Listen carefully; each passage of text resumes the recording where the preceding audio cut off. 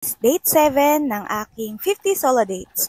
And today, pupunta tayo ng 7-Eleven para kumain. Pabilis ang fit check. Ayon sa Google, maraming 7-Eleven sa paligid namin, so naglakad na lang ako. Less than 1 minute lang away from sa first 7-Eleven, meron na kagad ako nakitang 7-Eleven. Buti na lang meron silang upuan. Tinry ko yung Hamburg steak curry nila. Naghahanap ako nung mas mahal. At aray!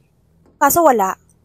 For drinks, kumuha ako ng Fruity Zing, ng Del Monte, tsaka tubig. Kasi I'm a water kind of girly. Hindi to sponsored ng 7-Eleven ha, pero baka naman, 7-Eleven. Anyway, pinainit ko. Binayaran ko. Charot. Ito yung meal ko. Sobrang uhaw na uhaw ako that time, kakalakad at kakahanap ng 7-Eleven na may upuan. Tapos, gutom na rin ako kasi hindi pa ako nag-lunch that time. Kaya siguro medyo na-appreciate ko yung pagkain ng 7-Eleven. Ito yung total bill ko, $195. But wait, there's more! Kasi naghahanap ako ng dessert. So, pumunta pa ako sa ibang 7-Eleven after ko maubos yung meal ko. Kala ko may makikita akong cakes. Kasi di ba may ibang 7-Eleven na nag-o-offer ng cakes? Wala!